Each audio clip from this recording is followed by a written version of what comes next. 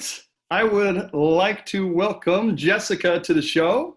Thank you, Jessica, for being here. Appreciate it so much. Very happy that you're a part of Coldwell Banker. And what we're going to do to get started is we're going to do some rapid fire questions. Are you ready? Yes. All right. Pick a number between 1 and 100. 100. 100. But I'm going to have to pick 95 because I got to give you at least 5 questions. I should have said between 1 and 95. All right.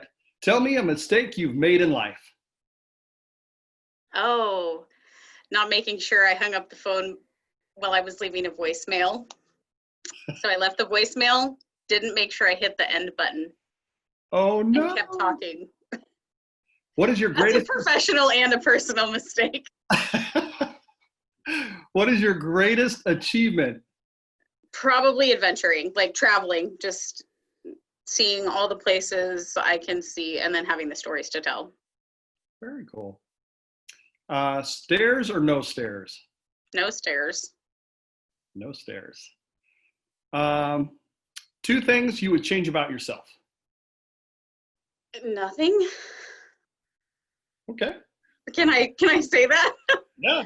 I am where I am, doing what I'm supposed to be doing with the people I'm supposed to be doing it with.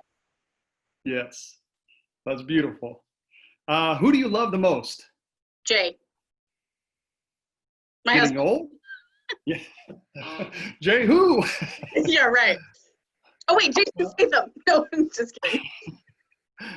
Your 20s. Ugh. Can that just be the end of that answer? Your answer was perfect. Last time you laughed out very hard. It was the executive director at CASA. We were trying to maintain the social distancing and have a conversation across, well, I guess it was like 3 rooms. And I said something, and what she heard was grape farts. Tell me, how far away do you live? From the office right now, 1.4 miles. That is pretty specific there. I love it. And when are you the most productive? When there's not a 20-month-old around. All right, let's get into our slightly more serious questions. Jessica, tell me a little bit about yourself and how you got into real estate. A tiny bit of backstory is my grandparents, after 40 years of marriage, got divorced. And when they got divorced, they, of course, sold the house and split the equity in it. And then in the pursuit of my grandma trying to find a new place to live, she decided that she wanted to have a house built. And I was along with her on the whole adventure, from looking at listings way out in the West Valley to condos in Sherwood. And she finally settled on a lot in Dayton that she had Kurt Walker and Doug Harner build a house on. And again, she has had me be a part of the whole process, from, you know, the foundation and all the options and everything to like all the options that came afterwards, which she ended up having this huge deck put in and hiring a crane to bring in a hot tub. So that kind of sparked my interest. And I was 17 when that happened. And when I was 17, I just decided I wanted to be in real estate, and that was it. Wow, very cool. How long have you been with Coldwell Banker? Since 2003, when I became an office manager, and then I got licensed in 2006. Okay. And what initially attracted you to the blue brand? It was just an accident, because it was that hiring of an office manager position that got me to the Coldwell Banker brand. So before that, I was working for just an independent, you know, small mom and pop shop, and then came to work for the Coldwell Banker brand, and the rest is history. Very cool. Was Lucinda there at the time? Not at the time. Nope, she came later. Wow. So how is business going for you currently, and what's been happening to you over the last few months? Business is good. It's been really busy, shockingly busy, actually, with buyers wanting to take advantage of the crazy good rates right now that are available for conventional buyers. I have a couple of transactions closing later this week, so I'm looking forward to that. but I've been showing a lot of properties and trying to maintain that social distancing, you know, the gloves, the Lysol, the hand sanitizer, all that's really made stuff kind of interesting. And then I have several clients who are, that do have some kind of autoimmune type disorder or disease, and that's kind of made things interesting. But, you know, we just go with the flow like everything. And then over the last few months, it's just, you know, I think we've just evolved with it. I mean, we already roll with the punches with everything else, with law changes, rule changes, education changes. This is just another change. Yeah.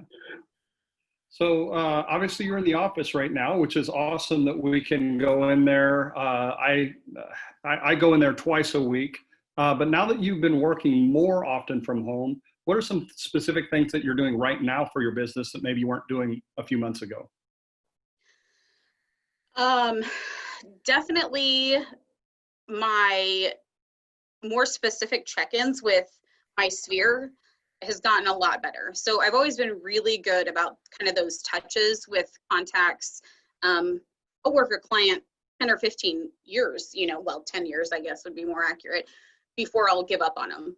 I mean, I have clients that I've worked with for years and years and years, and I still sell them a house. But being able to check in on clients with a more specific question, like, you know, I see that you're running. How's that going? Like, what's your goal? And getting that more specific detail and being able to nurture those relationships with more intention has been a lot more successful for me, I think, because that nurturing is now resulting in those buyers or those clients sending referrals now. Even though that cultivation has only been super happening over the last 6 weeks. I mean, the relationship's always been there, but it's like putting Miracle Grow on it right now. Tell me about what's been going well for you right now, whether that's in life or in business. What's going well for you? The laundry's done. The dishes are staying caught up. The garden's getting tended. We're potty training a baby. Tell me about one or two struggles that you've had over the last several weeks. That balance. I think we always struggle, being self-employed, we always struggle with the balance of home and family and faith and where it all fits in, and kind of having that fit well.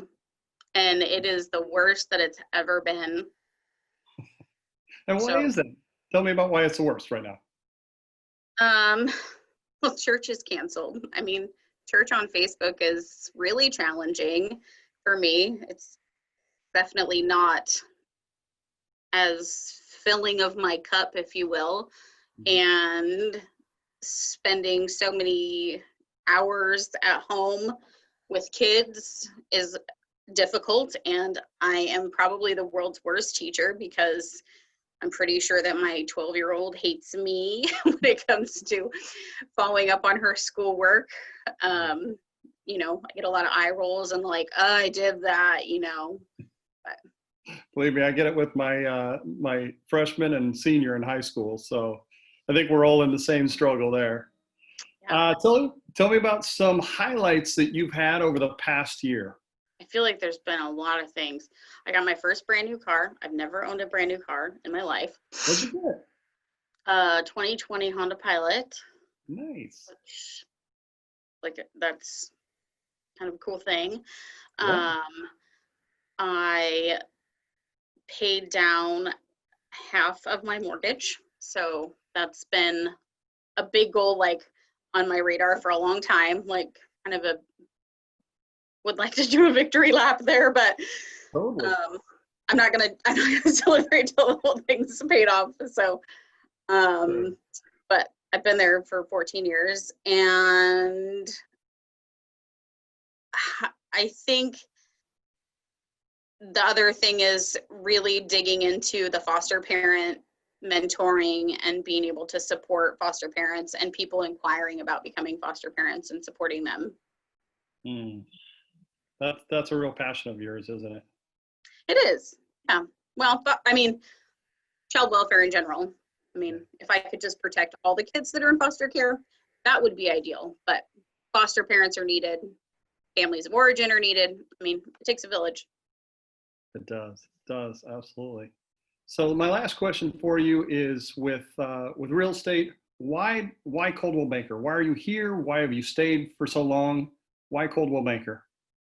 Well, the brand in general is Colbert Coldwell and Benjamin Banker, is the foundation of the company, is, and I feel honored to continue that legacy, is honesty and integrity. I hope that we all, as part of this brand, want to continue that legacy and use that to not beat the professionals in a competitive way, but to use it to our clients' advantage and beating them in an ethical way. But also to the professional group family, to use it to build each other up and support each other's successes.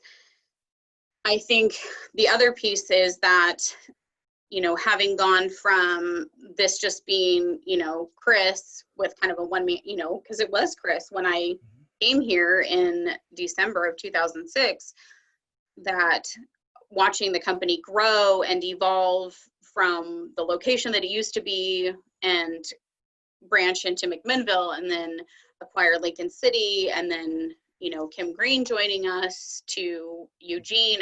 I mean, all this growth, and it's exciting. And then the opportunities that come with it. I'm really, really, really passionate about mentoring new agents and seeing their growth and being excited about the potential and finding or helping them highlight their tools and their passion. Yeah.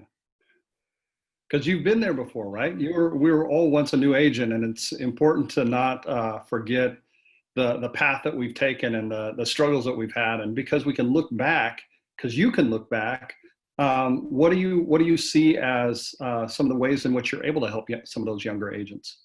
I think probably the strongest tool I have to offer is helping them draw on their experiences and highlight their characteristics that make them different, that set them apart. Because when we go on an interview, oftentimes the question that hangs us up is, how are you different? What are you going to do that's different from the competition?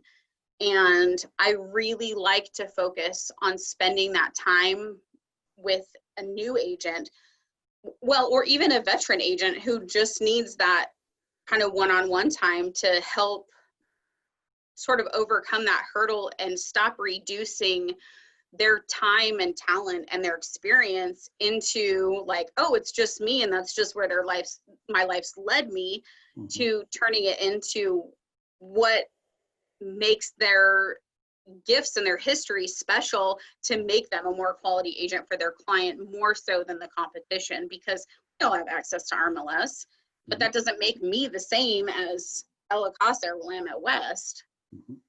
Yeah, very cool. Well, thank you again, Jessica, for spending some time with me. Your input, you're valued here at this company, and I appreciate that you were able to spend some time here just talking. So thanks, and we will see you later. Bye. Thank you.